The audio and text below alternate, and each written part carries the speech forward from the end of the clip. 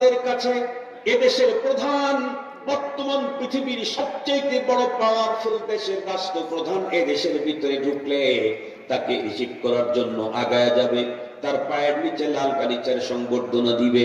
কিন্তু জিজ্ঞাসা করতে চাই, একদম এয়ারপোর্ট থেকে শুরু করে আমাদের ইন্টারিম চিফের বন্ধুর আমার অবস্থান হলো যমুনাতে, যমুনা পর্যন্ত টোটাল রাস্তার ভিতরেই কি লাল গালিচা বিছানো হবে? কখনোই না।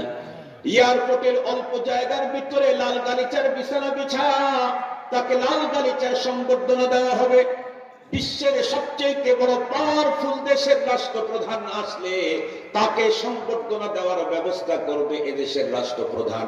কিন্তু যারা আল্লাহর কোরআন পড়তে গিয়ে তালিবুল ইলমের খাতার ভিতরে নাম লেখায় দিল, এই ছেলেটি অথবা মেয়েটি যখনই জমিনের ভিতরে যে কোনো রাস্তা দিয়া চলতে থাকে, হাইওয়ে হোক অথবা ফিডার রোড হোক অথবা গ্রামের আইলা রাস্তাই হোক না কেন, যে কোনো রোড দিয়া চলতে থাকলে এই কোরআনে পাকের তালিবুল ইলমকে সংবর্ধনা দেওয়ার ব্যবস্থা করেন স্বয়ং আসমান জমিনের মালিক আল্লাহ।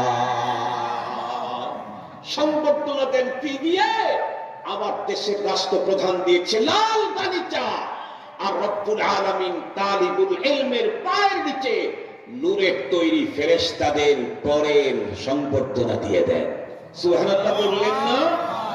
সব রাস্তায় দিনে চলুক, রাত্রে চলুক, একাকি চলুক, আলোতে চলুক, অন্ধকারে চলুক, হাইওয়ে চলুক, ফিডার রোডে চলুক অথবা গ্রামের আইলা রাস্তায় চলুক, কোরআনে পাকের তালিবুল ইলমের খাতায় নাম লেখাইতেই ওর মর্যাদা এমন বাড়ল, ও রাস্তাতে বের হতেই রহমতের ফেরেশতা তাদের পর বিছিয়ে দেয়।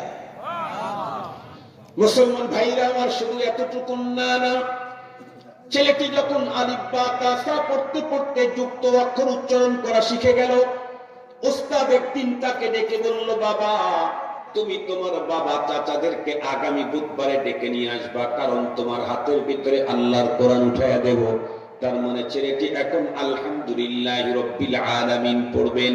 এই ছেলেটার দাম কি পরিমাণে বেড়ে গেল! হাদিসে পাকের মধ্যে আল্লাহর পয়গম্বর বলেন, মান ক্বারাআ হারফাম মিন কিতাবিল্লাহি ফালাহু হাসানাতুন ওয়াল হাসানাতু বিআশরি আমসালিহা লা আকুলু আলিফ লাম মিম হারফ বাল আলিফুন হারফুন ওয়া লামুন হারফুন ওয়া মিমুন হারফ আও কামা ক্বালা আলাইহিস সালাতু ওয়াস সালাম। আপনাদেরকে বোঝাবার জন্য একটা মিসাল দিলে বুঝবেন। বর্তমান সময় পৃথিবীর ভিতরে সবচাইতে বড় ধনী যারা আছে তাদের ভিতরে দুইজনের নাম দুনিয়াতে সবচাইতে বেশি। একজন